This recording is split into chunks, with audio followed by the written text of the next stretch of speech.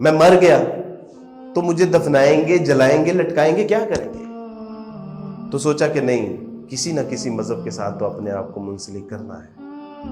تو سوچا کہ ہندو مت کا مطالعہ کرتے ہیں، سکھ مت کا مطالعہ کرتے ہیں، دیگر مذاہب. اسلام کا خیال ہی نہیں آیا دل میں.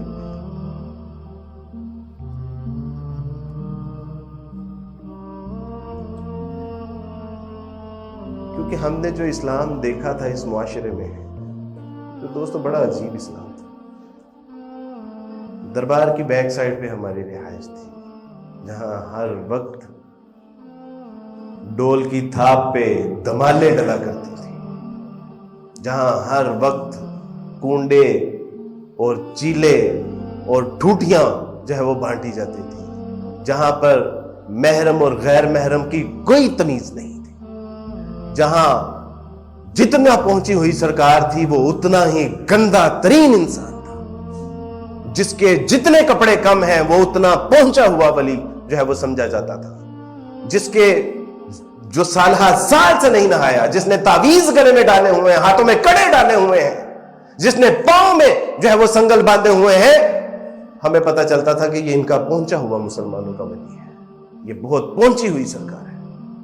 کیوں؟ اسلام کی دعوت و تبلیغ ہم نے ویسے کرنی چھوڑ دی، اور جو ڈول ڈمکے والا اسلام ہے، جو آپ کو رکشوں کے پیچھے جو ہے وہ نمائش نظر آتی ہے، اور جو آپ کو جو ہے وہ لنگر کا وسیع انتظام ہے، اور وہاں پر جو ہے وہ پورا پروٹوکول آپ کو، ہم نے تو وہ اسلام دیکھا تھا. ہم تو سمجھتے تھے کہ مسلمانوں میں جو جتنا زیادہ جو ہے وہ ننگا ہوگا، گندا ہوگا، وہ پہنچی ہوئی سرکار ہے، اور ایسے مذہب کو کیا کرنا ہے.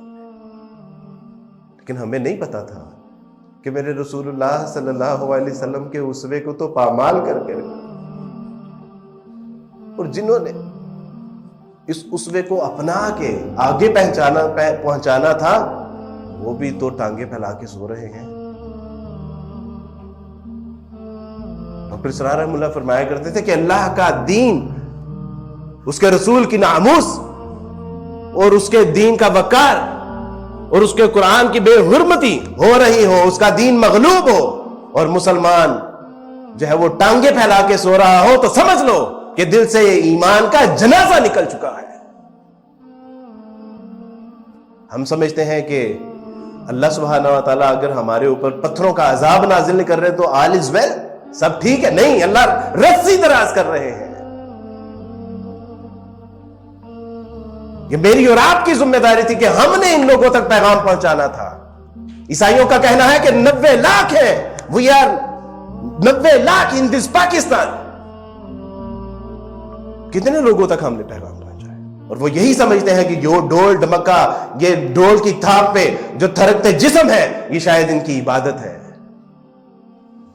وہ سمجھتے ہیں کہ قبر، جہاں یہ قبر دیکھتے ہیں وہاں پر سر ٹیک دیتے ہیں، شاید یہ ان کی عبادت گاہیں ہیں. جہاں پر یہ ڈیری دیکھتے ہیں، جھنڈا دیکھتے ہیں، وہیں پر یہ ہاتھ پھیلا کے بیٹھ جاتے ہیں، شاید یہ ان کی منتیں مرادیں پوری کرنے کی جگہ ہیں. تو وہ کہتے ہیں کہ ایسے دین کو ہم تو پھر 3 کو مانتے ہیں، یہ تو 3000 بھی ان کے لیے تھوڑے ہیں. تو میں نے سوچا کہ چلے ہندو مت کا یا سکھ مت کا مطالعہ کرتے ہیں، ہو سکتا ہے کوئی صراط مستقیم کے امکانات مل جائیں. اسلام کا خیال نہیں آیا. لیکن اسلام ہمیں ان عیسائیوں نے پڑھایا تھا. کیوں پڑھایا تھا؟ عیسائیوں نے کیوں پڑھایا تھا؟ اس لیے کہ ہم تو اپنے مکان، دکان، کاروبار اور خاندان میں مصروف ہیں، اس لیے عیسائی ہمیں دین پڑھا رہے ہیں، اور ہم لوگوں کو وہ بھی اسلامیات پڑھاتے تھے جو بعد میں میوزک کی کلاس لیتے تھے. گویا کہ وہ میوزک بھی سکھا رہے ہیں، وہ اسلام بھی سکھا رہے ہیں. کیوں؟ کیونکہ امت مسلمہ غفلت کا شکار ہے. الا ماشاءاللہ ہم نے سمجھا کہ میرا نام عبد الرحمان ہے، میرا نام عبداللہ ہے، اور میں 5 وقت کی نماز پڑھتا ہوں، ملا کو جو ہے ہند میں سجدے کی اجازت، نادان یہ سمجھتا ہے کہ اسلام ہے آزاد. اور جن فقیروں نے دین کی دعوت و تبلیغ کی ذمہ داری لی، مساجد کو آباد کیا، مدارس کو آباد کیا، دینی مراکز کو آباد کیا، ان کے ساتھ ہمارا سلوک کیا ہے؟ ان علماء کرام کو ہم 10 سے 15 ہزار روپے دیتے ہیں. کبھی ہم نے سوچا کہ ہمارے دودھ کا بل کتنا ہے؟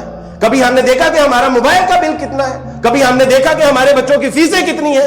اور انہوں نے جن کو ہم نے پھر 10 12 15 ہزار پہ رکھا، انہوں نے تو پھر جتنے وسائل تھے اسی میں رہ کے کام کرنا تھا.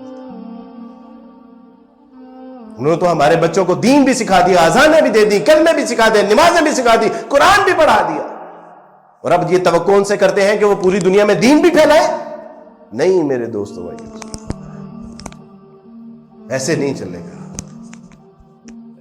تو خیال آیا کہ اسلام تو ان عیسائیوں نے ہمیں پڑھایا تھا. ان عیسائیوں نے ہمیں اسلام حضرت کیسے پڑھایا؟ ان عیسائیوں نے ہمیں کہا کہ دیر واز 5 member team. وہاں 5 لوگوں کا ایک گروہ تھا, محمد صلی اللہ علیہ وسلم, ابو بکر صدیق, ورقہ بن نوفل, خدیجہ رضی اللہ تعالیٰ عنہ اور علی رضی اللہ تعالیٰ عنہ. محمد صلی اللہ علیہ وسلم غار ہیرا میں جاتے, غور و فکر کرتے اور کچھ چیزیں بنا کے لے آتے. ورقہ بن نوفل ان کو تورات, زبور اور انجیل سے چیزیں نکال کے دیتے. ابو بکر صدیق رضی اللہ تعالیٰ عنہ وہ تاجر تھے اور علاقائی کہانیاں لا کے ان کو دیتے, اور یہ بیٹھ کے انہوں نے اس کو جمع و تدوین کیا اور کہا کہ دس از دا ڈیوائن گائیڈنس, یہ الہی تعلیمات کا نزول محمد صلی اللہ علیہ وسلم. انہوں نے جب مال کو اور جائیدادوں کو اور علاقوں کو اور ملکوں کو لوٹنے کا پلان کیا تو انہوں نے کہا کہ جی اسلام پہ جہاد فرض ہے, اور انہوں نے جہاد کرنا شروع کیا. ان کی املاک کے پر قابض ہو گئے اور جو مال لوٹ گسوٹ تھی اس کو انہوں نے جمع کیا اور آپس میں تقسیم کر دیا کہ جی یہ اللہ کی طرف سے مال غنیمت ہے. یہ عیسائی پڑھا رہے ہیں, اور عیسائیوں سے کیا توقع کر سکتے ہیں؟ عیسائی تو ایسے ہی پڑھائے. کہا کہ ان ظالموں نے تو ہمیں اپنا مذہب صحیح سے نہیں پڑھایا. اگر ان ظالموں نے اپنا مذہب ہمیں صحیح سے نہیں پڑھایا تو یہ اسلام کو کیوں کر ہمیں صحیح پڑھائیں گے؟ دل میں اللہ نے ڈال دی یہ بات, میرے اللہ نے ڈال دی. سچی بات ہے کہ اس عاجز کی کوئی کاوش کوشش نہیں ہے, اس کی کوئی حیثیت, کوئی اوقات نہیں ہے. میرے اللہ نے دل میں بات ڈال دی. ٹھیک ہے 22 کروڑ مسلمان اگر سو رہے ہیں, there is no problem. ان اللہ علی کل شیء قدیر, اللہ ہر چیز پہ بھی قادر ہے. وہ تو چونٹیوں کی چال سے, وہ تو پتھر میں ایک کیڑے کے منہ میں پتے سے بھی لوگوں کو اللہ سبحانہ و تعالیٰ کا علم و عرفان عطا کر سکتا ہے. وہ تو ریڈیو کے ذریعے جو گوروں کی ایجاد ہے وہ تو اس کے ذریعے سے بھی لوگوں کو اسلام پہنچا سکتا ہے.